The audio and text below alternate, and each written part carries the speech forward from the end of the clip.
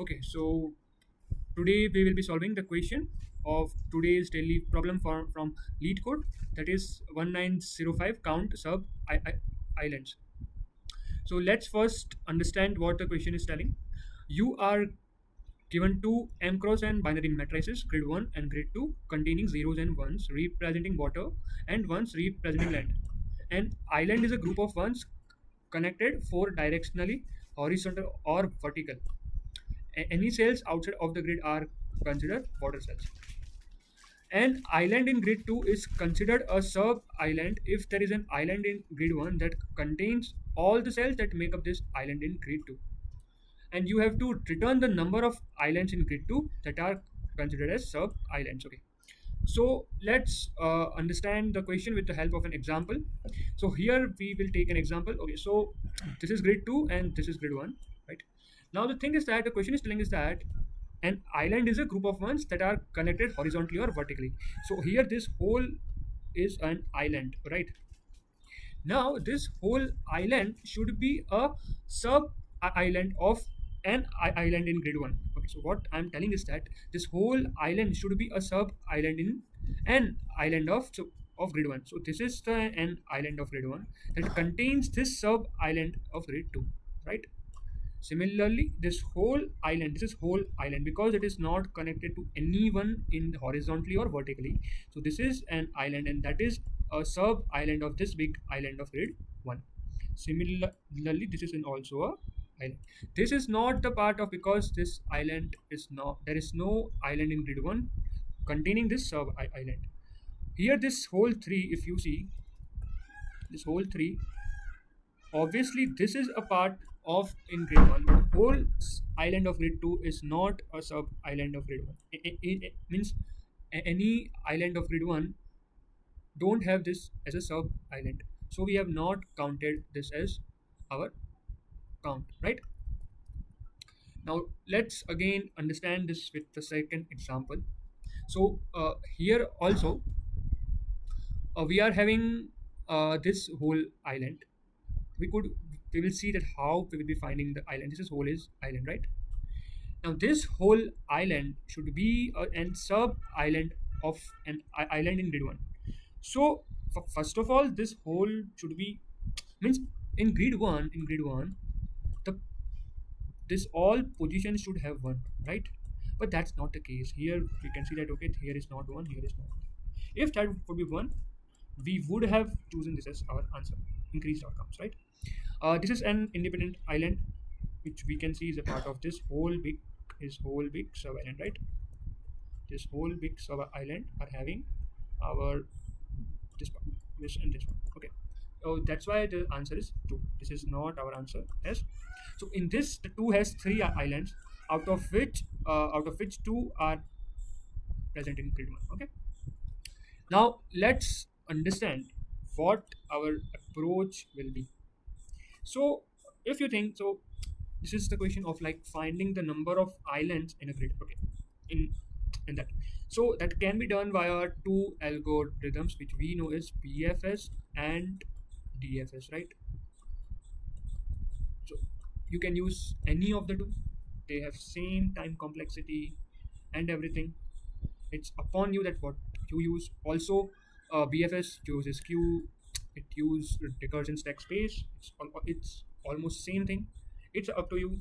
How do you find? First, our main goal is to find the number of islands in grid 2. So the what how we will be approaching the problem is that let's say this is our island. We find the island.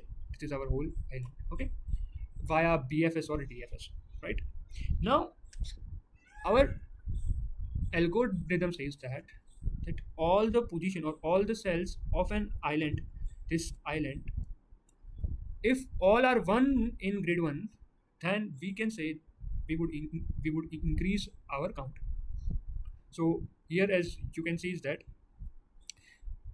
here this is one, right? This is one, here is also one, this is one, this is one, this is also one, this is one, this one, this one. So all the cells of grid 2 that are part of an island, and in grid 1 also all that cells are 1, then we can say that we have find our answer. Next, let's see this part.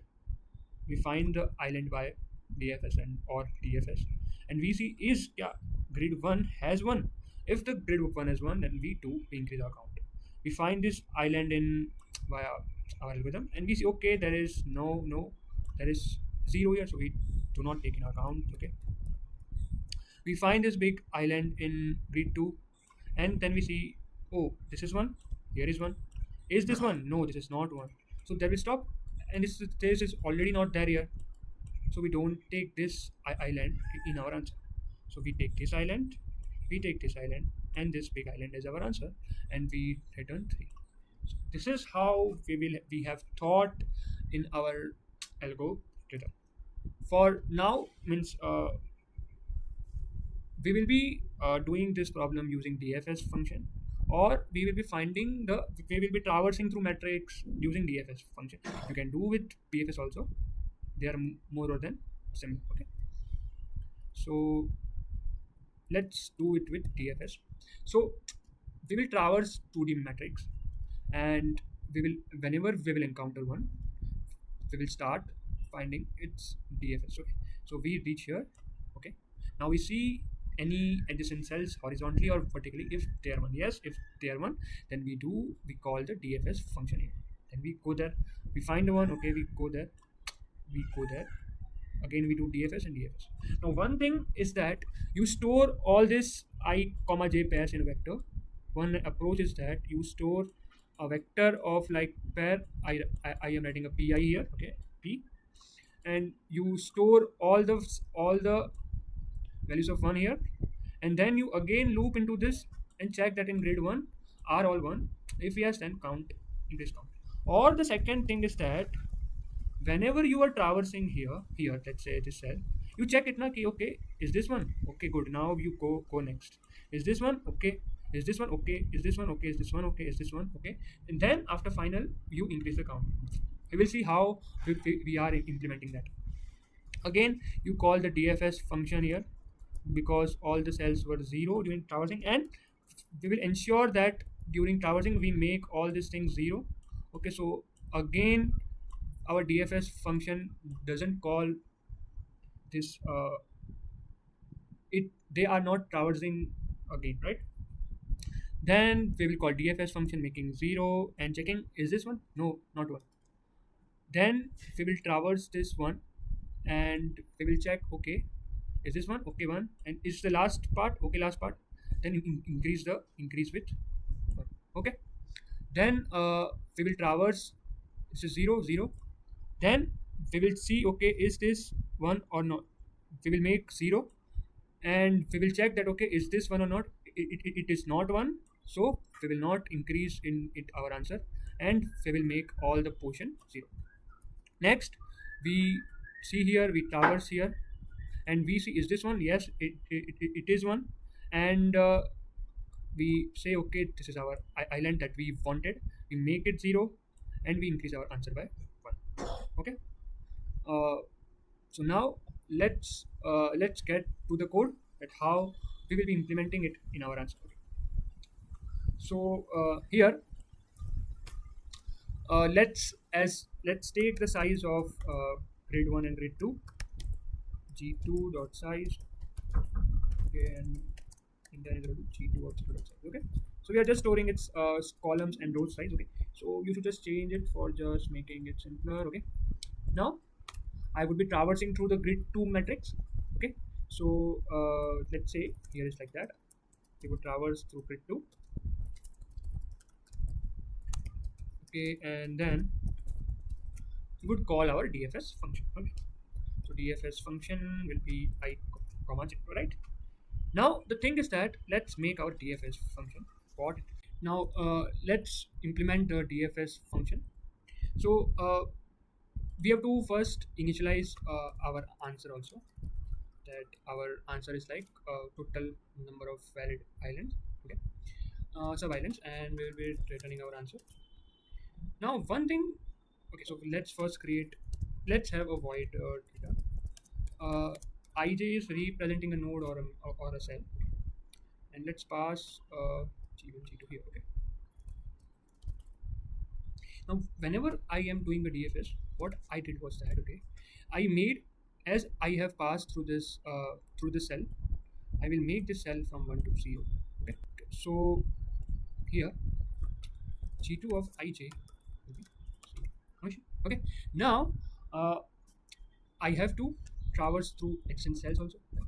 So for that we will create a dx and dy vector globally. Okay, which will help to traverse in all the direction. Instead, this is a standard approach, or it's like for traversing adjacent cells, right? Okay, so for I'm traversing in 4 directions, so I will traverse 4 plus k, and my new cell, the adjacent cells are like I plus dx of k, and nj is equal to j plus dy of k, right?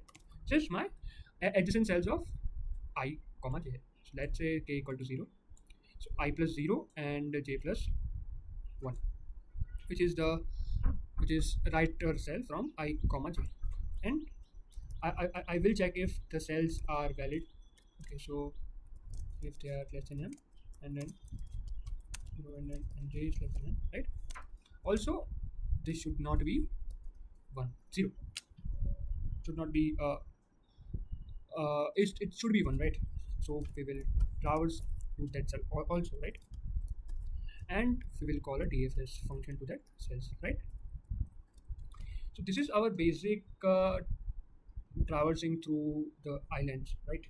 Now we need to check that, see, we can have like here we can define, so okay, so here also we will be having a check if g2 of ij is equal to 1. Okay, then it goes valid. We could have checked like so dfs of I comma j comma g1 comma g2. One approach is like we create a vector of pair of comma end, right? And we pass here, and we I comma j we push all here, and then at the down we traverse and we check in g1 that okay, are all that pairs 1, so then we increase our count. Another thing without doing is this is that we have a global flag that is telling it as okay 1, and whenever I will traverse through a function here, whenever I will traverse through here, so my, let's say my flag here is like, my flag is currently 1. Okay, here I'm here, I would just see similar cell to grid 1, and I would just end it with that g1 of ij, g1 of ij. Why I am doing is that this is an equation that, because 1 fg is 1 and j, if it's 1 this will remain 1, here fg is 1, here is 1, here is 1, fg is 1.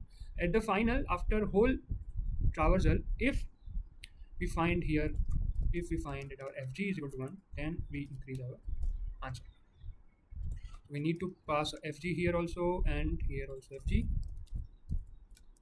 Okay. And why we did and, or you can just check, okay, if you find a 0, so here when doing the checking of the cell, checking of this cell, my flag value, I didn't find here 1, here 1, I did not find 1, so I make it 0, simple. Then I don't check, I check only my flag equal to 1, and I check is that g1 of ij is 1, if not then make it my flag 0, and if my flag is 0 then I won't increase that, right? So that's the same thing, it's the same thing if you write fg equal to 1, and then g1 of ij, or you write if my fg equal to 1, then only check if my g1 of ij is equal to 0, then make it fg equal to 0. Same thing, that means purpose is served same from both here, right? Fg, sorry, it's fg, okay? And at any time you get 0, let's say my flag here becomes 0. Now, sorry, here it is 1, not it is fg, sorry, my mistake is here. Fg is equal to fg and g1 of ij. So whenever now here after doing fg 0, now 0 and 1, 0 and 1, 0, and after the traversal we get okay, my fg is 0. Same thing if we would have done here. So here I started a DFS function here, my flag is 1 because it is 1. Just see this equation, fg is equal to fg and g1 of ij. Okay, just see that equation and you will understand that okay it is 1. Okay, if it's 1 then fg 1 and 1 1. Okay, here is 1 1 and 1 1 1 1. Okay, now comes here sorry here it told it 0. Now fg becomes 0. So whenever I will find any 0, afterwards also my fg will always remain 0. That is the only thing. Okay, now so now let's submit this question and we would see that okay our code is working. Let's first run this. Okay, so there is okay, so compilation error of this small thing.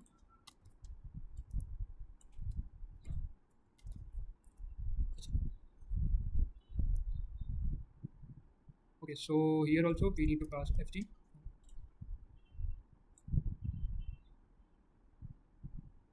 and let's submit and check. Okay, so it's getting accepted, and if you have any doubts you can ask it in the comment section. Thank you.